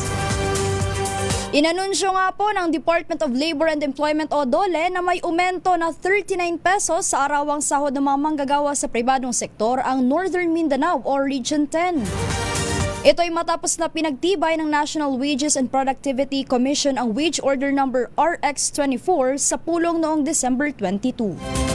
Sa ilalim ng wage order, tataas ng 39 pesos ang minimum wage sa non-agriculture at agriculture sectors. Dahil dito, magiging 485 pesos na ang arawang sahod para sa wage category 1 at 500 pesos naman para sa wage category 2 sa rehiyon. Ipatutupad ang aumento sa dalawang tranche kung saan 25 pesos ang unang dagdag sahod simula January 16 at karagdagang 14 pesos naman sa May 1. Kasabay nito, pinagtibay rin ang wage number o wage order number RBXDW06 na nagbibigay ng 500 pesos na buwanang dagdag sahod sa mga kasambahay sa Northern Mindanao. Dahil dito, magiging 6,500 pesos na ang minimum monthly wage ng domestic workers na epektibo rin sa January 16.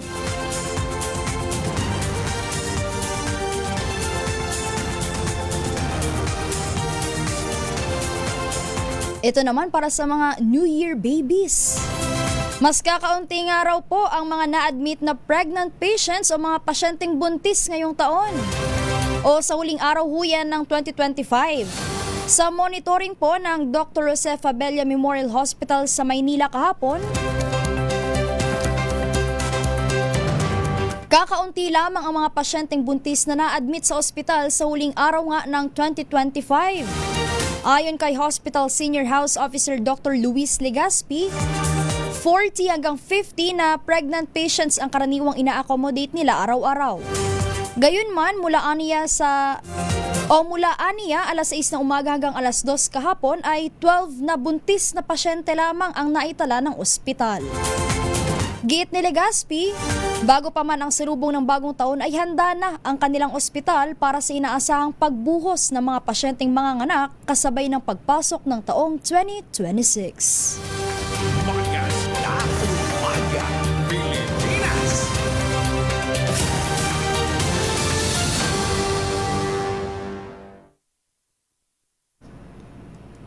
Nagpaalala naman po ang Bureau of Fire Protection sa publiko na huwag mag-imbak ng mga paputok.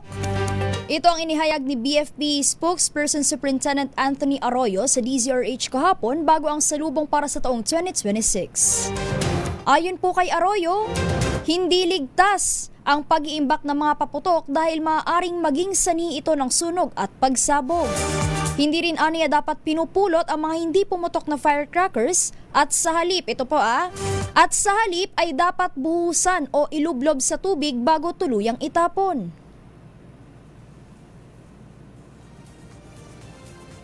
Ay, bawal po yan. Marami ng insidente po ang nangyaring pagsabog in between, no, dahil nag-imbak na mga paputok. Yun po. At kung magpaputok, huwag malapit sa bahay o anumang gusaling maaring pasukin ng mga embers o yung mga sparks ng mga nasabing lumilipad na paputok o di kaya yung mga sinisindihang paputok na sa ground.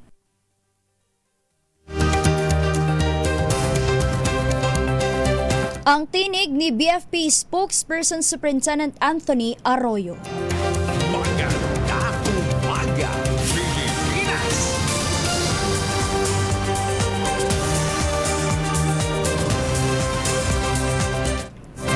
Tanggap naman muna po tayo ng report sa labas ng himpilan. Dako po tayo dyan sa Caloocan, 28 raw po ang naputukan. At 2 naputulan ng daliri sa pagsalubong sa bagong taon. Naku. Pakinggan nga natin ang detalye mula kay RH23 Edwin Duque. Edwin. Miss Joy, good morning at Happy New Year. Happy New Year. Bagong taon, Miss Joy, at 28 yung naitalang naputukan. Pero ang pinakamalala dito ay yung 2 binata na naputulan ng daliri, na ang isa rito ay taga Tuga-Tuga, Malabon, habang isa naman ay taga Caloocan na dinala rito sa Caloocan City Medical Center dito sa may Mabini Street sa Caloocan. Ayon sa tala ay ayon sa mga doktor, ito na yung pinakamalalang tama. Karamihan dito ay mga mild na tama, napisikan, yung iba naman ay nasaktan lang, yung iba naman ay yung sa lakas ng impact ng mga paputok na nakikosyoso sa kalsada. Pero kung ikukumpara daw noong nakaraang mga taon, mas malala pa yung nakaraan. Merong natanggalan ng sakong, may nawasak ang kamay, pero ngayon ay naputulan ng daliri, yung pinakamalala na. Ibig sabihin, Ms. Joy, nababa yung mga nasasaktan, pero doon sa mga nadadamay, tulad ng mga nagpapatakbo ng mga motorsiklo na nataon na dumaan doon sa may paputok, may mga nasugatan ng paa, pero hindi naman na ganun kalala at agad ding pinauwi, habang yung 2 naman ay yun ang nilalapatan ng lunas. Yung 2 binata na tinamaan sa kamay ay nagpapaputok ng Bin Laden. Alam mo naman itong Bin Laden ay may pinagbabawal sa batas. Baging dito sa Caloocan na kahapon ay nanawagan na ang Caloocan LGUs na iwasan itong ganitong paputok. Pero meron pa rin talagang gumagamit ng mga ipinagbabawal na paputok. Habang itong isa naman ay King Kong overload. Ibig sabihin, napakalakas nito. Ang kapag sumabog ito, ay parang isang pagyanig ng malakas na isang pasabog na hindi ordinaryong pasabog. Kaya ito, tanggal yung kanilang mga daliri. Dahil sa mabuti, daliri lang, Joy. Ay hindi yung mismong kamay. Dahil kapag hindi mo ito napitawan, wasak pati yung buong kamay mo dito sa lakas itong King Kong overload at itong Bin Laden. Edwin, ito bang 28 naputukan dyan nga sa Caloocan, mayorya ba dito mga kabataan o mga ilang taon ba to? Halo-halo. Merong binatilyo, may babae, merong may edad na, at meron din mga minor de edad. Sila naman yung masyadong lumalapit doon sa mga nagpapaputok. Kapag sumabog ay yung lakas ng impact noon, tinatamaan sa tainga, sa mukha, yung iba naman ay sa katawan, pero agad din pinauwi. Tanging itong 2 taga Malabon at Caloocan na dinala pasado alas 12:06 ng madaling araw pagkatapos ng putukan, sila yung nilalapatan pa rin ng lunas matapos na putulin o maputulan ng 2 daliri. So far, itong umagang ito, isang minor de edad din, yung may bahagyang sugat sa kamay, ang humabol. So pang 29 na ito, dito sa Caloocan. Pero nakapaglakad naman, inalalayan lang ng mga magulang dahil doon sa mga pinaputok, kasi may humahawak ng paputok o namumulot. Kaya tama yung sinabi mo kanina, dapat huwag mo nang pulutin, dapat ilublog sa tubig para hindi na ito makapaminsala pa. Kani-kanina lang, Miss Joy, dito sa may bahagi ng 10th Avenue, halos kanto ng Mabini, isang napakalakas na pagyanig ng pasabog na hindi mo maintindihan kung ito yung ordinaryong paputok. Ang ikinagulat ng mga motorista nang dumaan dito sa naturang lugar. So ngayon ay kung titignan natin, mas kukunti yung nagpaputok dahil itong mga kalsada dating napakadaming paputok, ngayon ay kukunti lang. Pero dito sa bahagi naman ng Barangay Tanyong sa may Sipor, ayan, medyo naglilinis na yung ating mga ahensya, yung barangay, dahil kanina napakaraming nagkalat na paputok sa kalsada na siyang nakaugalian na taon-taon ng mga residente na nagdadaos at dyan nagpa-party-party sa kalsada. maging dyan sa may bahagi ng nabutas sa may C4 sa Road 10. So ito yung sitwasyon mula pa rin dito sa Camaraba Race 23. Edwin Duque nagulat sa DZRH, una sa Pilipinas, una sa Pilipino. Salamat, Edwin Duque. Pasok muna tayo ng showbiz report. Ito si Catherine Bernardo, suportado raw ang pagpasok ng kanyang ina sa film production industry. Pakinggan nga natin ang showbiz report ni Tita Gorgie Rula. Tita Gorgie! Suportado ni Catherine Bernardo ang first production ng mama niyang si Min Bernardo. Nag-co-produce itong si Mami Min sa Quantum at Cineco Productions na siyang nag-produce ng pelikulang Anne Mary na entry nila sa 51st Metro Manila Film Festival. Nagulat na lang daw si Catherine nang nabalitaan niyang nakipag-co-produce pa lang kanyang ina. Ang sabi ni Catherine, kailangan niyang suportahan at kahapon nga ay nanood ang buong pamilya sa Vertis North. Si Catherine ang nag-sponsor nito. Ang sabi pa ni Catherine, pagkatapos ito sa Anne Mary ay papanoorin din daw niya ang ibang mga pelikulang kalahok. Masaya si Mami Min dahil magandang resulta ng first venture niya sa film production. Nanatiling malakas sa takilya ang Anne Mary at nadagdagan pa ito ng mga sinihan. Kaya baka itutuloy-tuloy na raw ni Mami Min ang pagpuproduce. Posible kayang ipag-produce din niya ng pelikula si Catherine? Depende raw, kaagad na sagot ng kapamilya superstar. Pero masaya raw siya para sa kanyang ina na pinasok na rin ang film production. Gorgie Rula po nag-uulat mula sa showbiz ng DZRH, una sa Pilipinas, una sa Pilipino.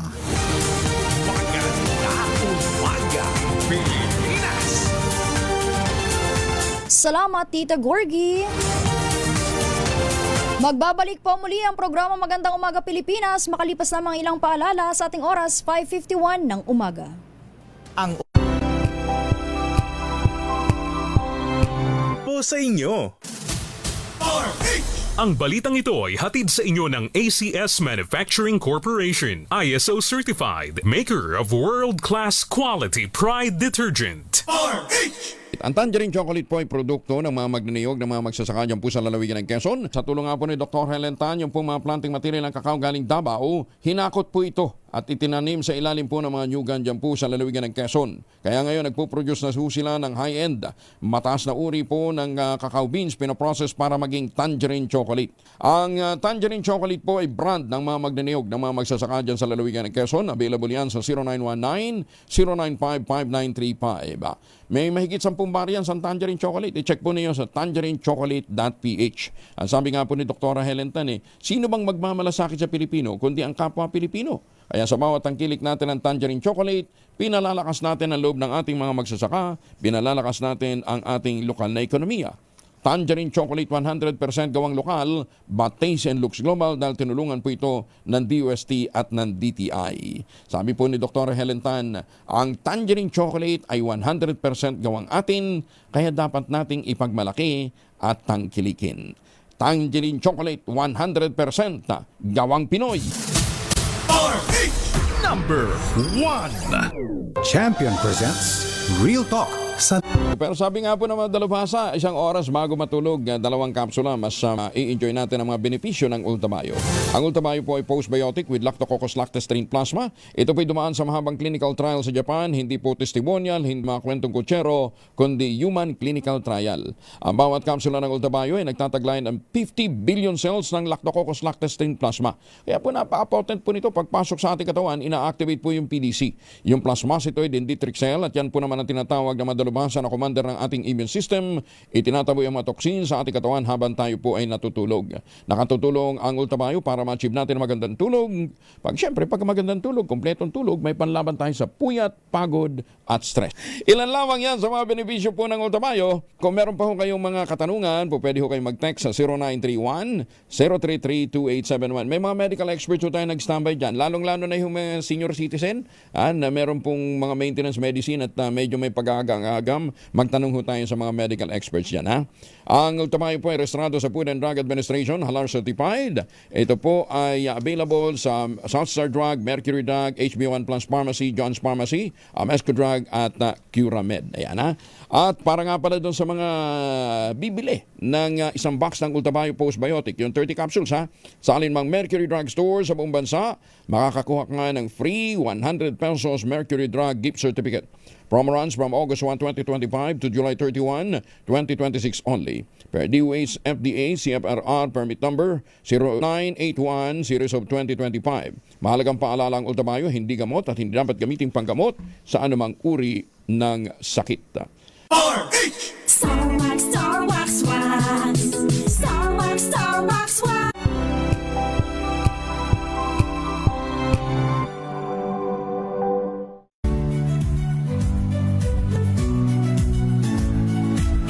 Magandang araw mga kaibigan. Ito po ang inyong balerina ng bayan, si Lisa Makuhay Lizalde, na nag-aanyaya sa inyong samahan kami at ang aming mga espesyal na panauhin para sa kalahating oras ng masayang kwentuhan sa aming programang Art to Art, kung saan ang usapang sining at kultura ay para sa lahat. Huwag kaliligtaan, tuwing linggo, alas 3:30 ng hapon, dito lamang sa DZRH Radio, DZRH TV, at via online streaming.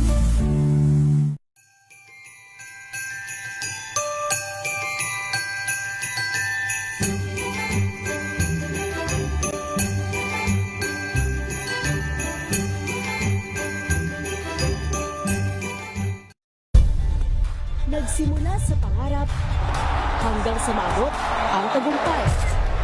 Iba't ibang kwento, iba't ibang mukha ng atletang Pilipino. Mas pinatindi, mas pinalakas, at mas pinaaksyon sa Match Point tuwing Sabado, 12:30 ng tanghali sa DZRH TV.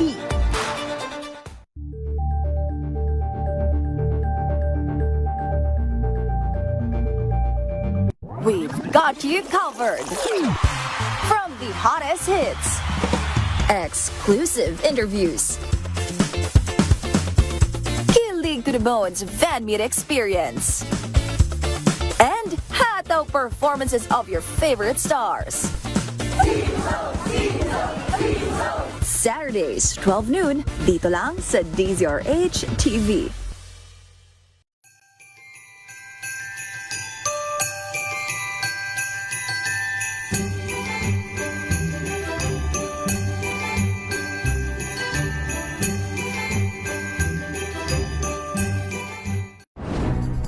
Good vibes ang hanap mo? Dito ka na sa sigurado. Nagkaka-wrinkles, humihina ang kalamnan. Aba, epekto ho yan ng pagtanda. Ipinakikilala po ang Ultaplex, isang health drink mula po sa lumikha ng Ultabio backed by Japanese technology. Ang Ultaplex ay meron pong HCG complex, yung hydrolyzed marine collagen para sa skin at joints, yung HMB, pampalakas po ng muscles, yung glucosa green, para naman sa ginhawa ng kasukasuan. Available po ang Ultaplex in coffee with stevia o dili kaya powdered drink mix. Kayang bawiin ang galaw, sigli at ganda with proper diet and exercise. Hanapin po ito sa Shopee, Lazada at ultabayo.shop. Ang Ultaplex ay hindi gamot at hindi dapat gamitin paggamot sa anumang uri ng sakit. If symptoms persist, consult your doctor.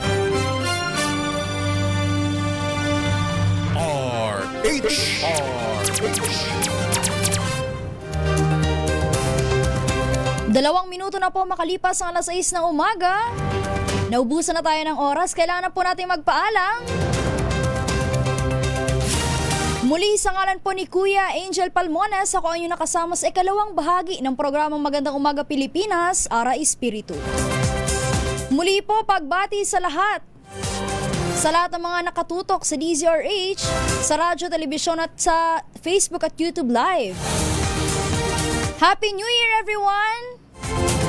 Ang ating oras, 6:03 in the morning. This time check is brought to you by ACS Manufacturing Corporation, ISO certified, maker of world-class quality Pride detergent. Ang balitang yan ay hatid sa inyo ng Lucky